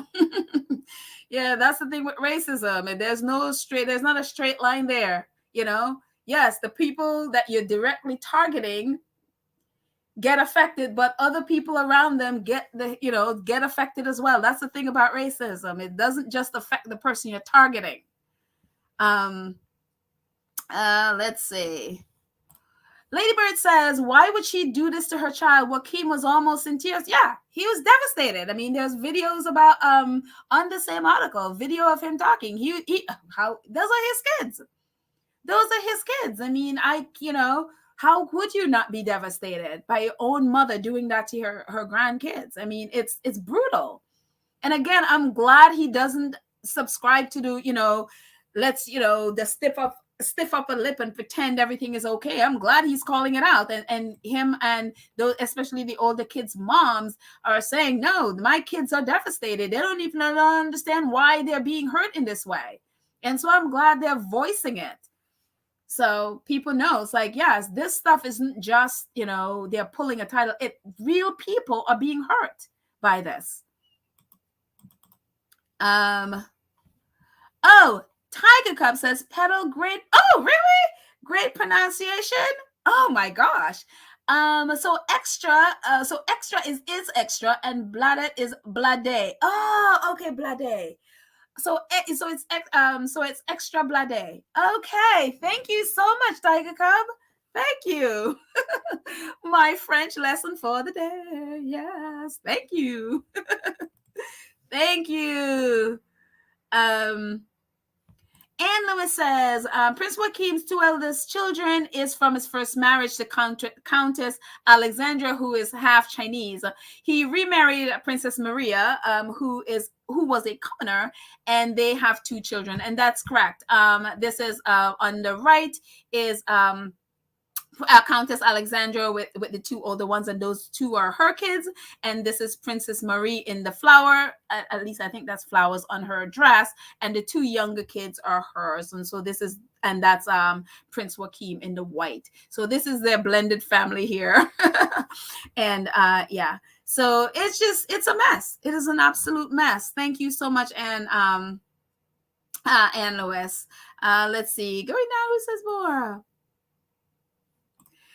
Hyacinth says, hi, Hyacinth offer. Hyacinth says, we don't need royals anymore. This is a modern world today. And she's reminding everybody, COVID is here. Keep washing your hands. Absolutely. Yeah, it's my motto is always abolish the monarchy. I don't care what country you're in, just abolish it. It is not fit for purpose. It's not helping people in the monarchy, in the royal family, and it's not helping. It is hurting and destroying people. I mean, how many more stories about this do we need to know that these things, they're not helping anybody? You have a bunch of, a family of what, 6, 7, just devastated. I mean, what good is that? How does that help anybody? Unreal. B10 Pal says, we should not forget the royal family in Europe are almost distant relatives with the German connection. The Queen was married to her third cousin. Yeah, they're all related. And they're related. Yeah, they are all related. And obviously we know that the British royal family are they're actually from Germany. So they're not British. They're Germans. So we know that. What is it? The Saxe Coburg Gothers or the Saxe Gother? I always get it mixed up. Saxe Coburg Gother, I think it's called. If that's the way it's pronounced, again, me and my bad pronunciation. So that's the royal family. They are German. Gina Taylor says the Denmark Queen is her second. The Denmark Queen is her second son's biracial. Oh, this Denmark Queen is her second son's wife biracial. for her first wife, his first wife was that's her on the right. So that, yeah, she is biracial. Anyway, Queen Charlotte was biracial, and they carry on with this shenanigans. Yeah, so again, her Prince Joachim's first wife, as you can see her in the white, she is biracial, half Chinese, I think I just learned. So yeah. Oh, actually, let's go back to that one. Let's see.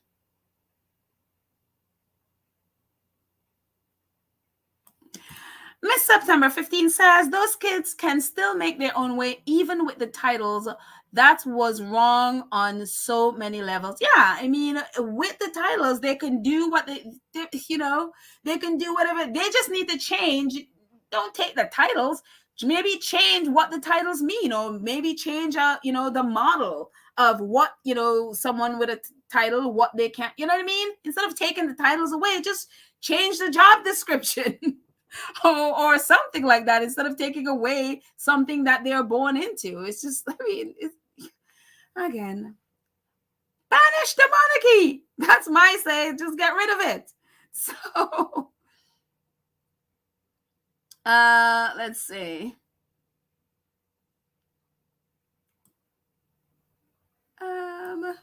And Lewis again says Queen Marguerite's sister is married to exiled King of Greece, who is Prince Philip's uncle. I mean, they're all related. They are, I mean, of course, we know Prince Philip and the Queen were third cousins, and they share the same great grandmother. It's like, ew. No wonder y'all so messed up. They are just messed up. Y'all family.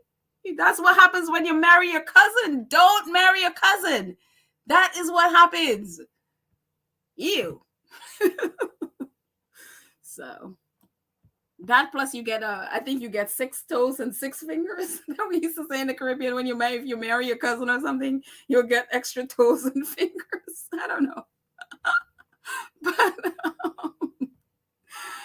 anyway, and okay, says the King of Sweden has done similar to his grandchildren. What is this about people doing this stuff to their grandchildren? Grandparents are supposed to be, loving, sweet, the ones that spoil their grandchildren. But it's for some reason in monarchy, grandparents are the one destroying their grandchildren. What is this? This is a mess. Unreal.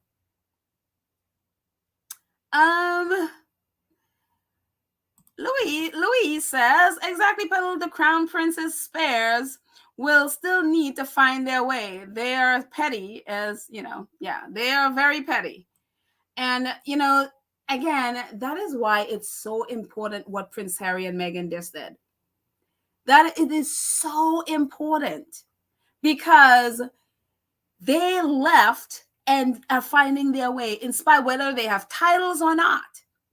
People have been going on and on and on about, the royal family demoted Harry and Meghan from the website and all this nonsense. And my thing is like, why are they on this website? They left 2 years ago. They have their own website. You know what I mean? And so it's kind of like this thing where people are just, you're so dependent on the monarchy that this sort of thing will destroy you. And that's for me, that Harry and Meghan is left. And I'm sure they have things that they put in their children's name to give them titles for whatever, doing whatever it is they're doing on their own that have nothing to do with the royal family. One of the things I appreciate most is, and I posted it on here, we talked about this here on previous episode, is watching how Serena and her husband Alexis, they have or made Olympia, or Alexis Jr., however you want to call her. She is now a majority owner of the LA. There's like an LA football team, the women football team, or American soccer. For Americans, soccer, but for us Caribbean folks, football. She is now majority owner of that team, and they are doing fantastic. They are winning games. I mean, it's like, a national soccer league, and she is the majority owner of that team. And that is the kind of thing that I see Harry and Meghan doing with their kids. where their title depends on these things, not something from the royal family. So if the Prince Charles decide to take titles back from them, their kids are going to be set up doing stuff here that they don't, their self-worth and all of that stuff has nothing to do with they to take away a prince title or princess title. So that's the kind of thing that I see, and that's what I appreciate that Serena and Alexis did to Alexis Jr. So it's just that's the kind of model I see for these kids. So yeah. But anyways, let's move on. Let's see some more. Raven 299 says, no conspiracy person, but I saw a pic of Marguerite and Chuck having an intense combo at uninvited, at the event where the uninvited Harry and Meghan get together. Me think it was a plan. I'm telling you, I think so too. Would I be shocked? No. I look at the timing. The timing for me is everything here. It's like all of a sudden, 5 days ago, she is pulling this stuff, something, she talked about in May, but not supposed to happen until they're 25, at least some kind of framework like that around their 25. And now all of a sudden she drops this on her son 5 days ago. Yeah, nah.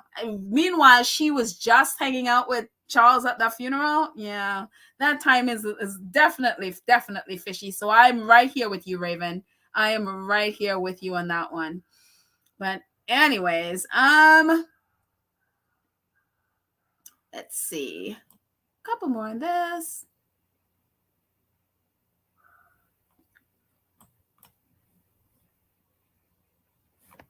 So actually, let's move on. I will come back to the chat in a second. Let's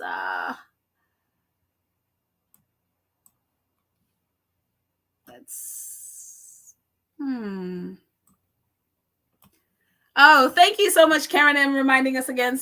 Oh, it's moved up. Thank you so much. If the fundraiser is now 59,536. Thank you so much. So hey, we're getting to 60 by the end of the day. Absolutely. So thank you so much, Karen, for that update. I appreciate. Thank you. So anyway, let's move on. We're gonna switch switch gears a little bit. So let's just have a little bit of a change music again. Where's our change music? Yeah, our change music is called Thunder.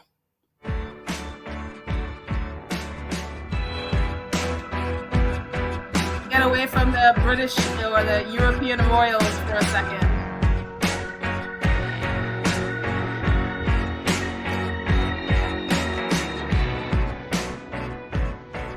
Something a little bit more somber, unfortunately. Right now, a lot of fellow Americans are in Florida having a really rough time of it, and they were put through the ringer with Hurricane Ian that just passed through, really rummaged through Florida and just bulldozed its way through Florida. And these are unfortunately some of the pictures that are happening. You look at this. This is a disaster. This is an absolute disaster. And so they are, they're going to be needing a lot of help, a lot of prayers, a lot of help, a lot of, I know, it's already obviously the president, I'm sure, already, committed funds to this. This is a disaster. And so these are some of the scenes. There are some really, this is whole community wiped out, or communities completely wiped out by this storm. It's unreal. And so one of the things that is always, no matter what is happening, World Central Kitchen is always there feeding people. And this is some of their reporting from yesterday. Says World Central Kitchen chefs are busy in our relief kitchen in Florida this morning, preparing thousands of portions of pasta bolognese and with fresh salad. We'll keep cooking up hot meals as our teams get out into impacted communities today to find anyone in need of some support. And the next one says World Central Kitchen Sam is in Sanibel Island, Florida. The island was devastated by Hurricane Ian. The singular causeway collapsed, making making it now inaccessible by car.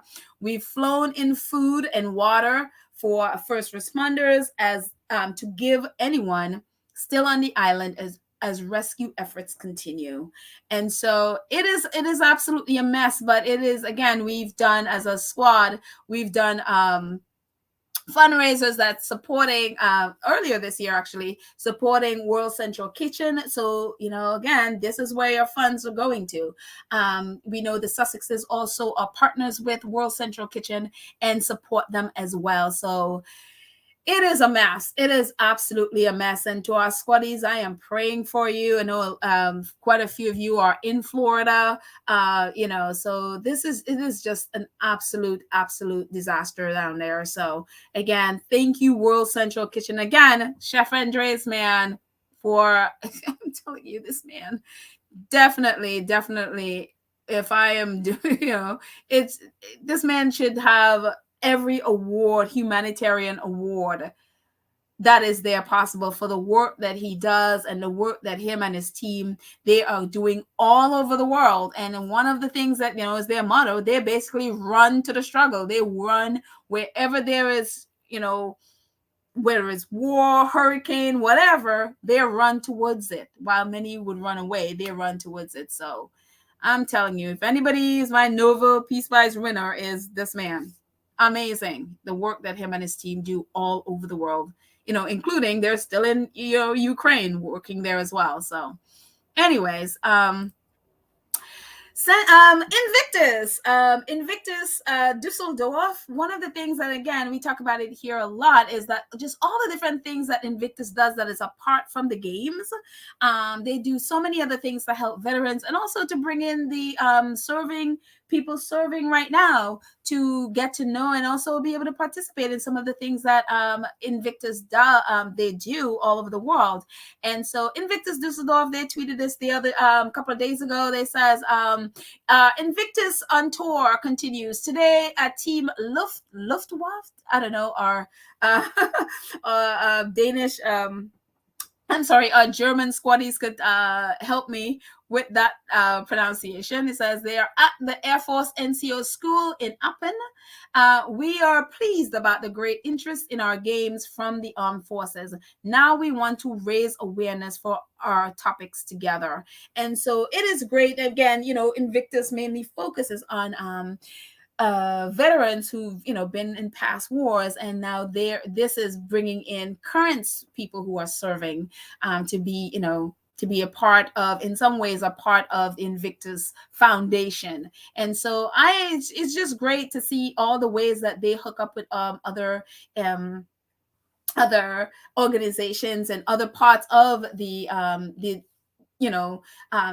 military community. So kudos to them, whatever they are doing. And I am just so impressed. I am really, really impressed in all the ways that Invictus work to help servicemen and women, whether they've past servicemen and women or current. So kudos to them again, Prince Harry.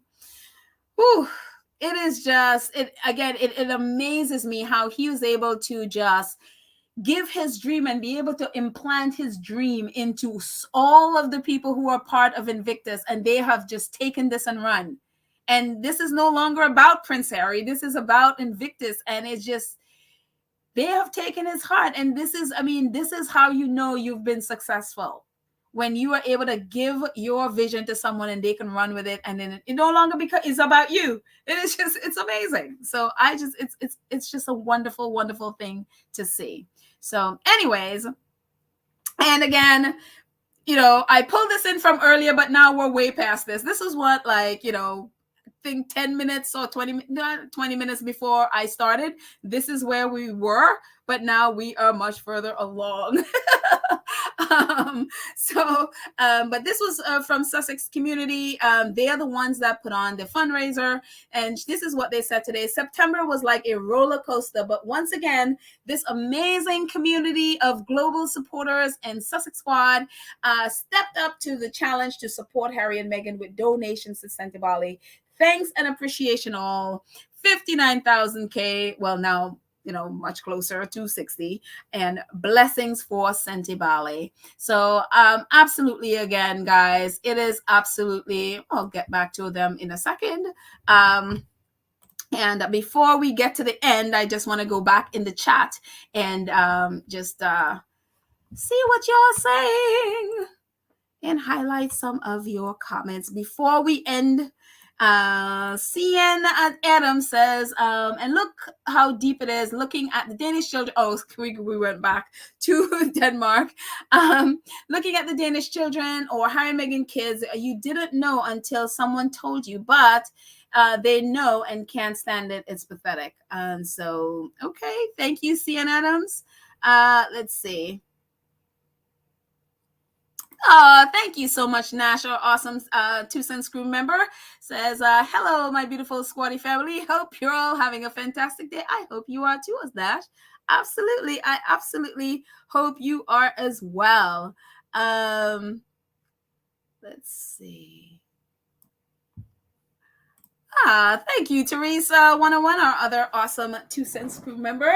Service is absolutely universal. I mean, talk about service is universal. I mean, World Central Kitchen, perfect example of that. It's so funny. I think back, what made those courtiers ever think that writing that thing in a letter or that, that I think to Harry and Meghan, like that was something that was going to be, that was the correct thing to do, to write service is universal. Basically, if you're not in the royal family, you can't do service. I mean, what possessed them to write something that stupid? I would never, ever know.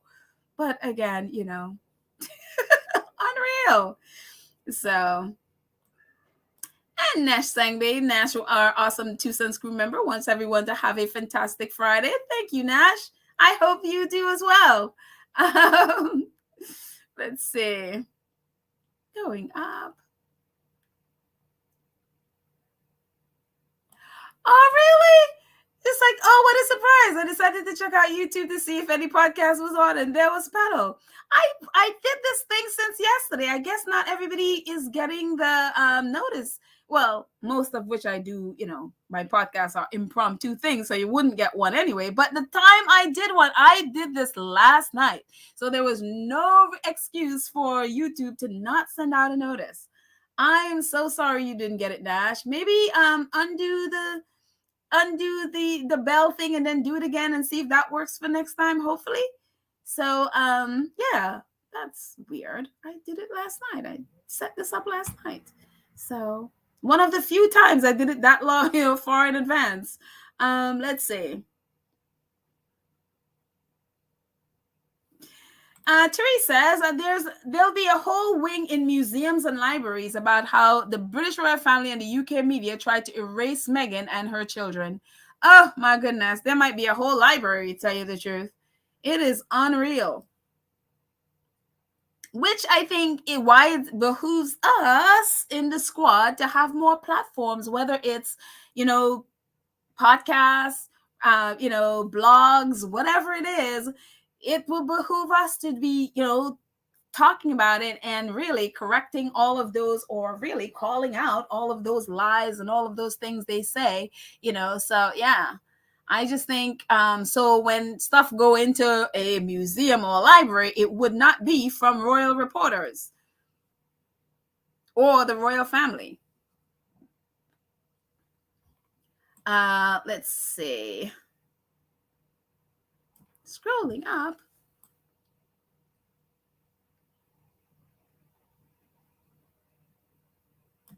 Cookies and Cream, our awesome moderator. Hi, Cookies and Cream says the Unroyals want to remove Meghan and her kids from the Unroyal family history. That is exactly why Charles wants to take away their titles. They don't want any people of color in the family whatsoever. I absolutely believe that. Although, people say, well, yes, Queen Charlotte and all of that stuff. You don't really hear about her unless you go search in history. She's not prevalent right there, is she? But yeah, you cannot convince me of that at all.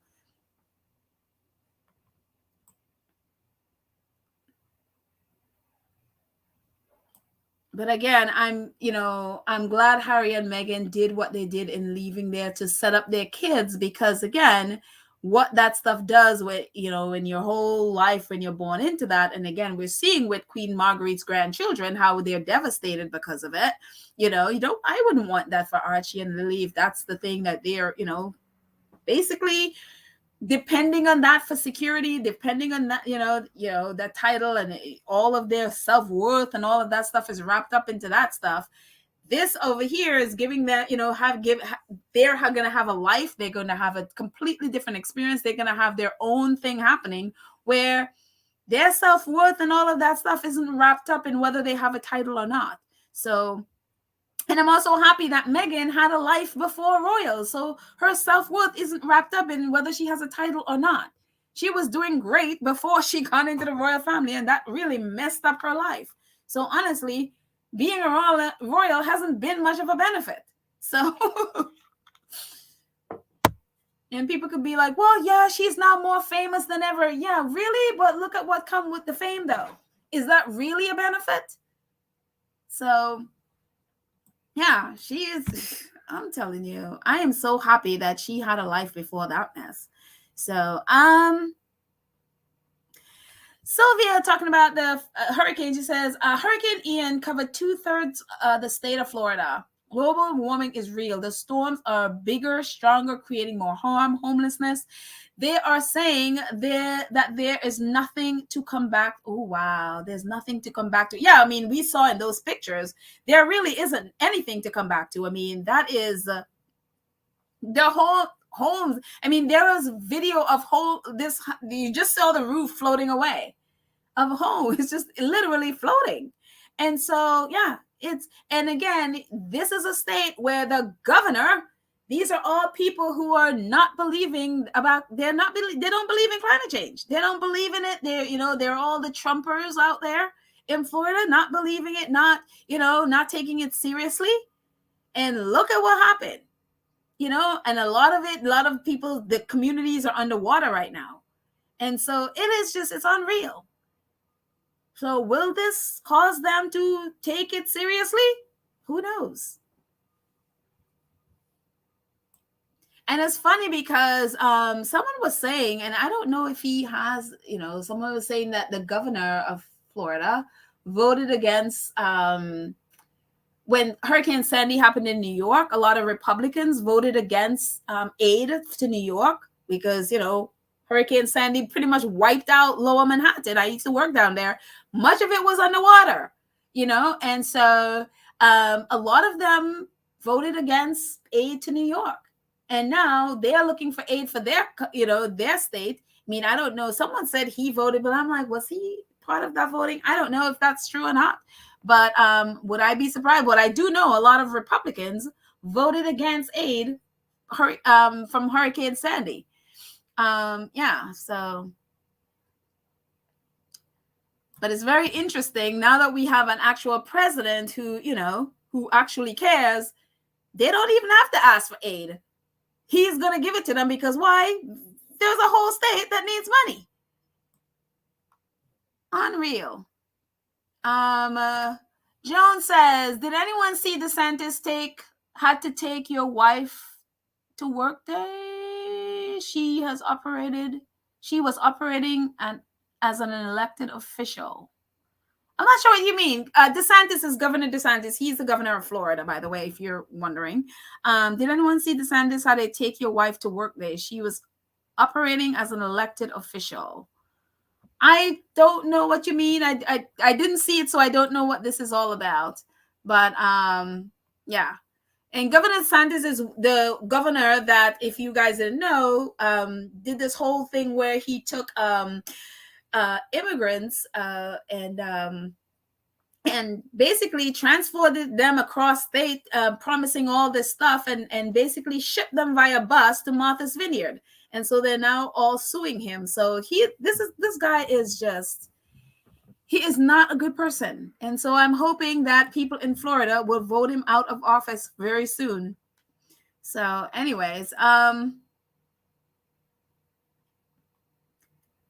let's see, moving on.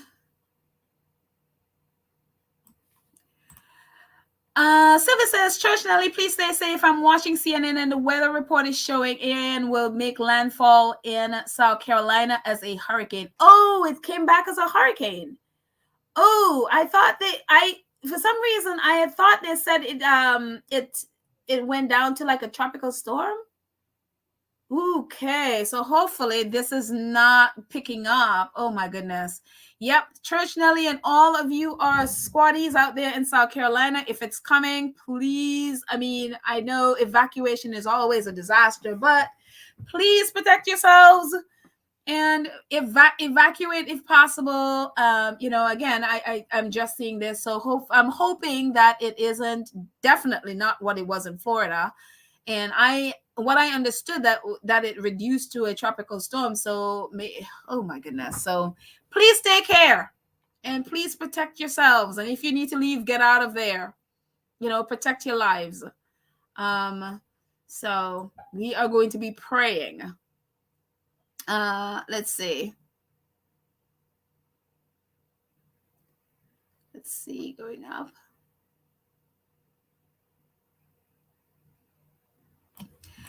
Let's see. Kizendor says, "Oh, she's talking to Kathy Gabby. Sooner rather than later, Chuckles can't keep hiding behind the crown forever. He will need to explain himself." Yeah, that, or the press will come up with some kind of distractions, as they always do. They'll come up with something to distract people. With Harry and Meghan, some kind of lie they'll put in there so that to buy Charles time. Where so he could do that indefinitely.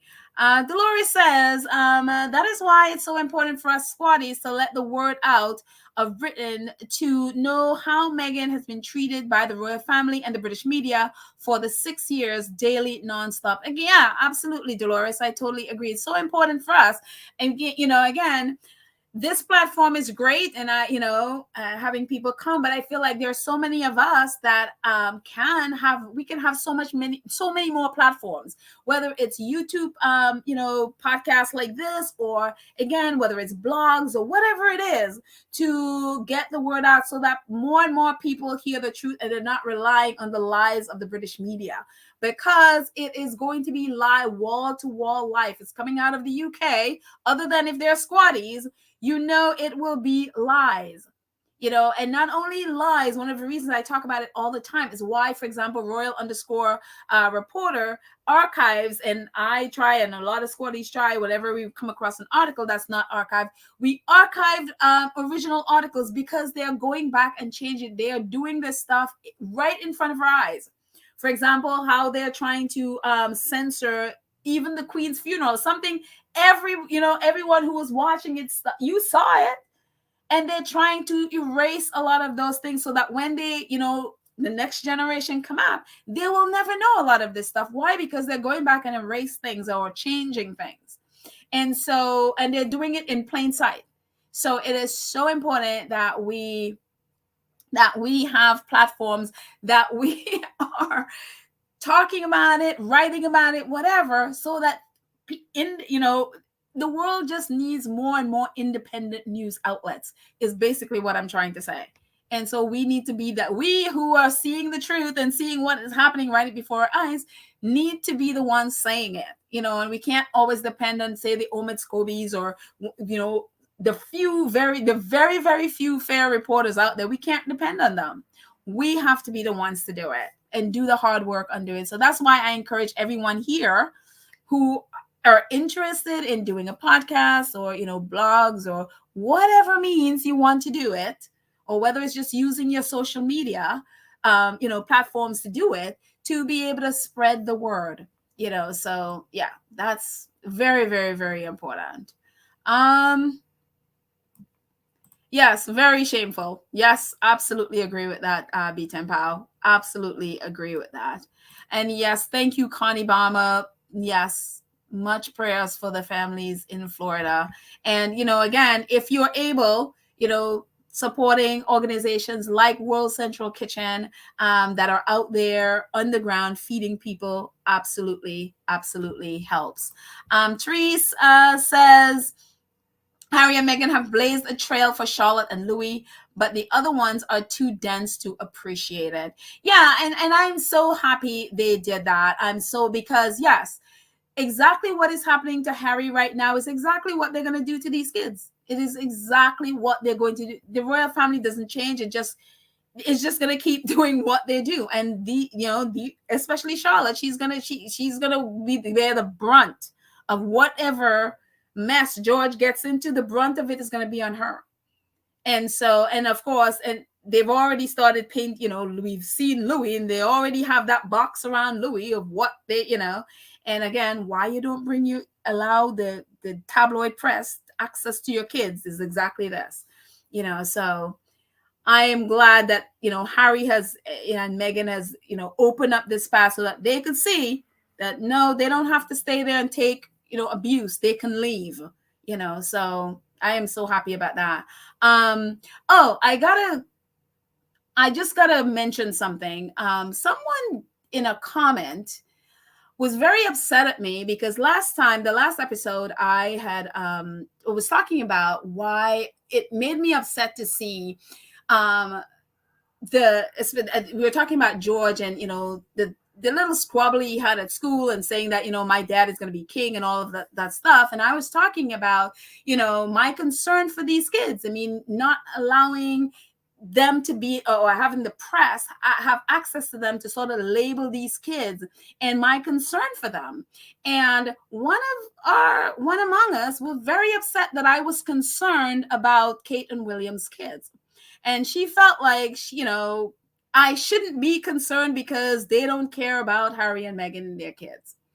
And so I'm going to just make this very clear. I don't care whose kids there are. I don't care who their parents are. When it comes to children, I don't tag parents' behavior onto children. Children are innocent. They have there is, they didn't ask to be born to whomever their parents are. They're born to them, and that's where they are. I don't, associate parents' behavior and tag that onto their children. It is very unfair for you to do that to a child. That's what my thinking is. I don't care I care about children. I don't care who their parents are. To be honestly frank, if a baby is born to Hitler, I will still want to protect this baby because the baby is innocent. I will not attach the parents' behavior and their choices to a baby. And so for me, I care about the Charlotte, Louis, and George as much as I care about Archie and Lily. I want the best for them because they are children. They are innocent children. Just because I don't, I don't like their parents' behavior, I don't like their character, I don't associate that with their children.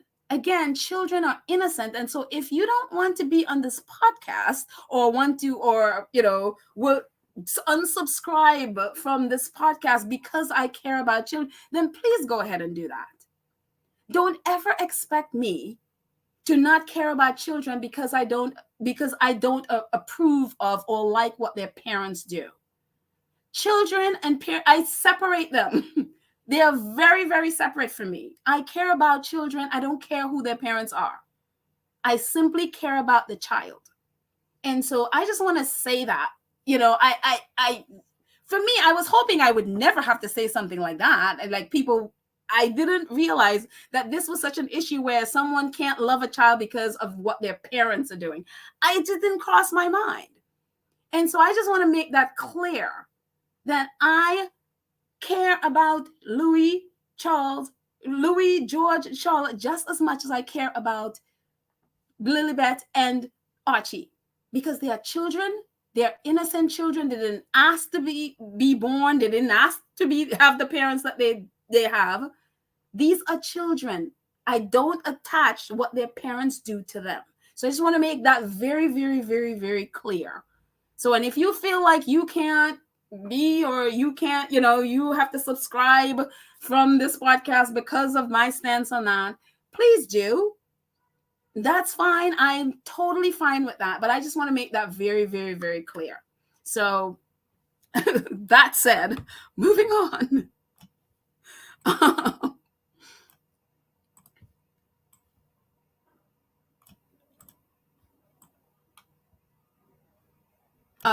Let's see.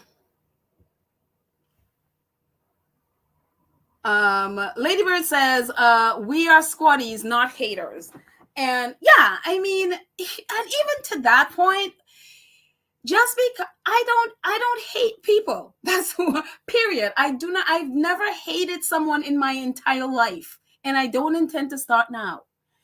I will criticize people's behavior. I will criticize their character. I will criticize their choices. As you know, I criticize Kate. I criticize William. I criticize Charles. I criticize the monarchy. I criticize people all the time. Please do not mistake that for me hating someone. I don't hate anybody. I do not hate Charles. I don't hate William. I don't hate Kate. I don't hate any of them. What I do hate is the choices that they make, their character, the things that they do, because it affects other people in a very, very, very negative way. Those are the things I hate. And I will always hate those things. I do not hate people. I separate those things. The person, because I don't hate, because we've all done things that are bad. We've all done things that are in our characters that are not good, that has hurt people. And I don't hate people because I believe that we all have an ability to change our behavior or change our, the whatever it is we've done. I believe that every single person have that ability to do it. So I don't hate the person. I hope they will change.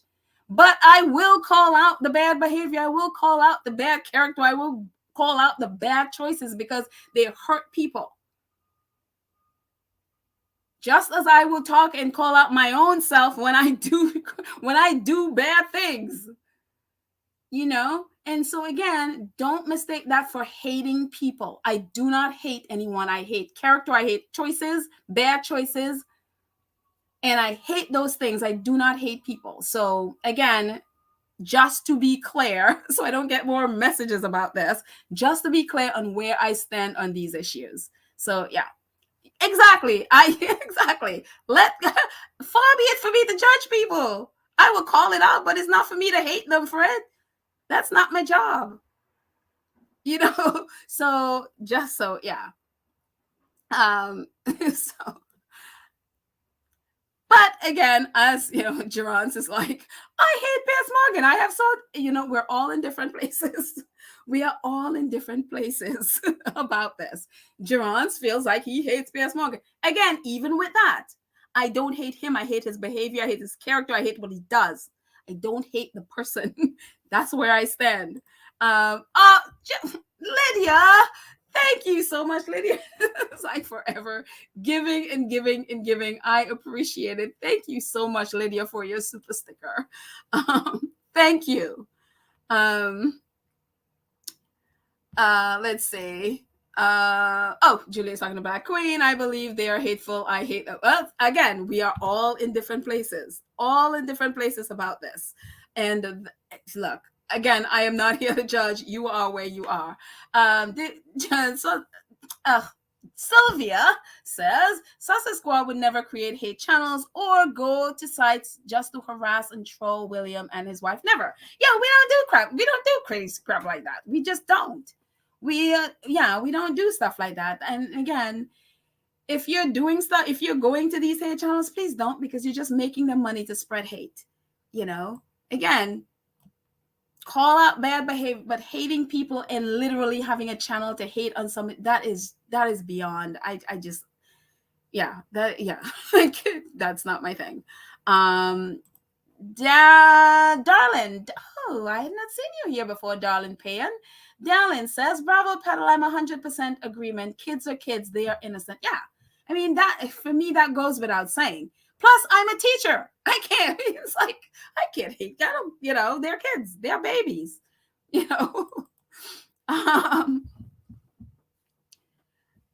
Let's see. Oh, really? Wendy wants to remind us, Jimmy Carter's birthday is tomorrow, 98 years. Wow. So he was older than the Queen. Wow. And I'm sure Jimmy Carter is like, 96? Oh, that's young. That was a young'un, Jimmy Carter. Wow. Thank you, Wendy. I didn't know that. Let's see a couple more before we end it. I'm just realizing we're going on 2 hours. I talk way too much. I said that thing that I was trying to never say, but we'll know for next time. Okay, let's see. A couple more before we end. Black Queen says, she's talking to Julia Rock, some people don't deserve our sympathy. They are just vile human and devil's vessels. Okay. Black Queen, again, we're in different places about this. So, and I appreciate that. Everyone is in a different place. Let's see. Kizanur says, Morgan wouldn't know if kindness was in front of him. To me, he hasn't been told no or even apologized for his actions. I mean, the entitled, yeah, of course, that entitled narcissistic behavior. Yep, absolutely. Absolutely. And the thing with them is that they usually fail up. They fail at something, they get a better job. They make more money. And that's the thing with that culture is, a lot of these reporters, they, especially in say Piers Morgan, they fail up. It's unreal that if a black person a black person will never have the opportunity to do the things that Piers Morgan has done. But in case they did, they would never have that fail up. They would not have a job, so yeah. Let's see.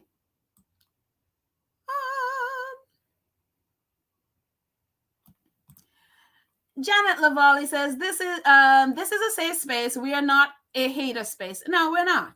We are not. And again, we can speak our mind. We can share what we want to share, but in a safe way, so that we're not harming each other. That is wonderful.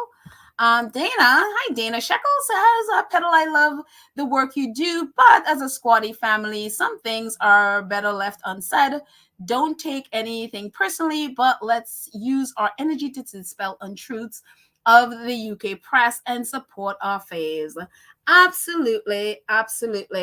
Thank you, Dana. I absolutely agree. Thank you. Lavertha says, I'm lost. Who said they hate the Cambridge kids? No one said they hate the Cambridge kids. I'm sorry. That they didn't say they hate the Cambridge kids. They were upset at me because I cared about the Cambridge kids. That's what it was. So no, they didn't say they hate I would hope not. I would absolutely hope not. That person I will block in a second. If someone came on here saying they hate the Cambridge kids, I will block you if you did that. But no, they did not like the fact that I cared about them. And so they felt like they did not need to be here because I cared about them. And so my thing is, they're kids and I care about children. I don't care who their parents are and what choices their parents made. That has nothing to do with them. They are children. So yeah.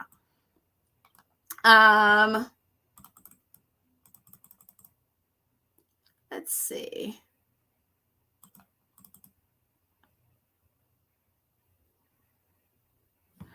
Dolores Sims says, royal protocol. Those at the bottom can't outshine those above them, or they will be brought down no matter what it takes. You're absolutely correct. And we see that right now with how they're treating Harry and Meghan. They are doing their utmost to try to dull the shine of Harry and Meghan and bring them down so that the others would shine, except the others that they're trying to make shine just have no shine. I don't know what else they're going to do with those two, but there's nothing there. It's like there is no substance. So they're, expect the, constant puff piece that make, it's just unreal. Unreal. Let's see.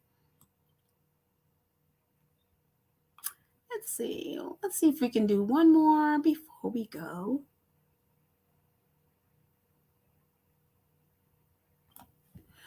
Okay, Miriam P says Prince Nikolai, the 23-year-old, has also stated that he is unhappy with the decision. The Queen didn't bother to meet with her grandchildren face to face to explain. Oh my goodness, this is bad. This is really, really bad. So she didn't tell them to their face. She just put that out there. My goodness. This is just as cold as Charles. This is just brutal. How do you not meet your grandchildren? You're stripping their title and you just put that out in the press and then tell them face to face? That is unreal. Again, would not this just again, these people are long on pageantry and pump and all that stuff, but they're so short on humanity. Oh, my goodness.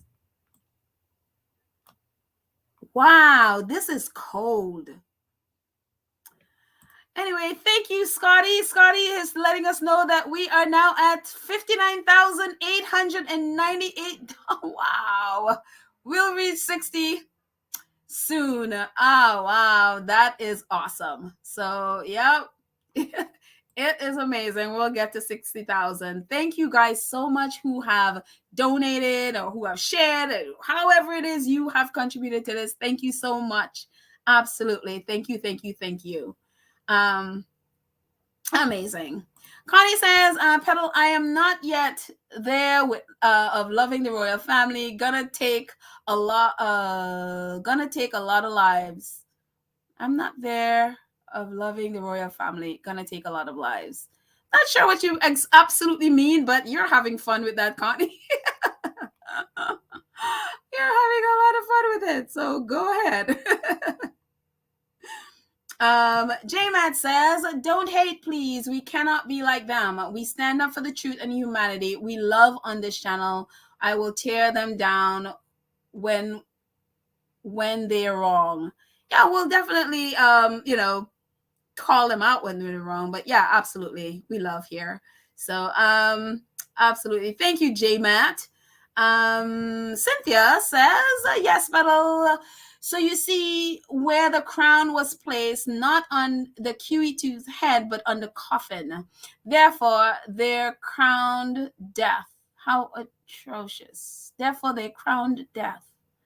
How atrocious. I'm not sure what you mean. Explain, Cynthia. I'm not sure what that means. I'm not reading it correctly. So if you can explain before we jet out, I want to come back to it and see what you, so you can explain. Ray Windley, thank you so much for your donation. I appreciate it. She says, I appreciate your care of everyone, and it shows you would never hate. You would never show hate. Oh, I hope not. Thank you, Ray. I appreciate that, and I appreciate your support. Let's see. Kid says, oh, the Queen of Denmark is going to have hell on her hands soon. I think she has it right now. I think she has it right now. Angela Simmons says, hello, Pedal, Mod Squad, and Squaddies. I am looking for other Sussex-friendly podcasts. I saw Chris was on CNN and Facebook with Whoopi Goldberg. It was good. You saw Chris? Who is Chris? Chris who? So tell me who Chris is. That would be awesome. But I'm glad you saw Chris. So there you go. Let's see. I keep saying a couple more. I think I just don't want to get off. I think I just don't want to get off. And Alma Andrew says, hi, Alma. And I need to get off because Baron is coming up, and then I also need to eat because I have not eaten for the day. So, Angela Alma says, "But that's why I wish Harry would just move on in his mind. His dad doesn't care for him nor his family. He's doing what his mom did, which is all good. Look at Meghan's history. Yeah, thank you so much, Alva. Again, with family, it is hard. It's when you grew up with these people, you've been really born into this family. It's hard, and everybody, they move on and let go at their own time. And I wish everybody was like, cut them off and get out. But everybody moves on at their own time, and it's a hard thing. Family is hard. It's absolutely hard. So Wendy Loman has the last word. Goodbye, everyone, and have a great weekend. And I think with that, we are going to end this. Thank you guys so much for hanging out with me. Thank you so much for let's switch that. Let's get that out. And oh, wait, before we end, Kato 50, thank you so much for your donation. I appreciate it so much. Thank you, thank you, thank you. Love your passion and humanity. Thank you so much. I appreciate your help and your support. Thank you. Um, Oh, Angela's saying Chris Cuomo. Oh, okay, Chris Cuomo. I see. Okay. I guess he is trying to do a comeback, I heard. So again, I was about to go, but I'm back in. So anyway, thank you guys so much. Thank you so much to our awesome moderators, Lydia, Church Nelly, Karen, and Julie Rock Cookies and Cream. Thank you all so much for your support and for making this a really wonderful, safe space. We can chat and talk about stuff. And I appreciate everything you do. Thank you, our awesome 2 Cents crew. Thank you, thank you, thank you. And we have Sonia Walker and Georgia Walker and Sonia Campbell are 2 new 2 Cents crew members. Yay! Welcome, welcome, welcome, guys. I am so happy that you are part of the 2 Cents crew, and thank you all so much for supporting the channel. Again, the 2 Cents crew support the channel monthly. Make sure that help us to do the things we're doing. So I appreciate it. Thank you, and to all of our other supporters, our Gold Star supporters who support via as we see here, other super chats, super stickers, super thanks, merchandise, PayPal, Cash App. Thank you all so much for your donation, and I should say donations. Thank you all so much. I appreciate it. And we're gonna end and we're gonna get out of here with some inner space music. I appreciate all of you so much, and I will see you next time. Bye, everyone. I love y'all. See y'all. And Church Nelly and all of us squatties out there in South Carolina, please stay safe. I will be praying for you. I know we all will be praying for all of you. All right. So I love you guys, and I will see you next time. Bye.